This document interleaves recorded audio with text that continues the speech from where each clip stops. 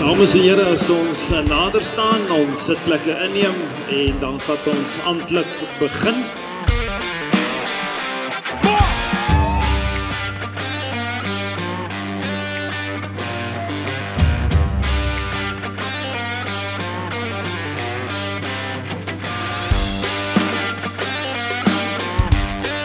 Dis die BKB Interras kompetisie 2025 hier by Bloemskou.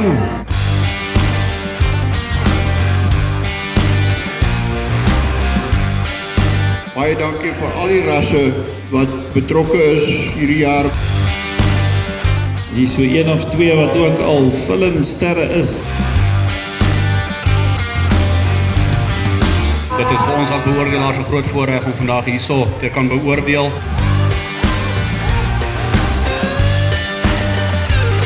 Dit is vir BKB 'n ongelooflike voorreg om hoofborg van hierdie geleentheid te wees.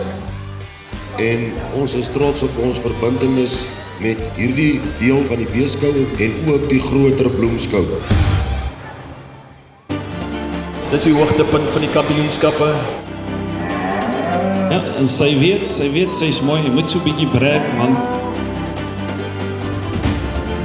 Die spanning loop hoog nou.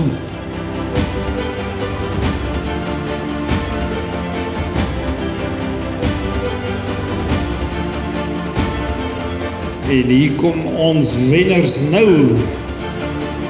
Baie geluk julle, uitstekend. Daai man se glimlag word al hoe breër, né? Dis so 'n wenner ons nou maak. Baie geluk aan al die wenners en die teelers. Hier's geen verloders vandag nie. Hierdie diere is in 'n bykondisie. Dis 'n ongelooflike ervaring. Sekerlik een van die grootste beeskoue wat op in Suid-Afrika aangaan. Ons is net bitter trots en dankbaar om so te wees en te kon deelgeneem het. Definitief 'n advertensie vir Suid-Afrikaanse landbou en 'n hoogtepunt op die kalender.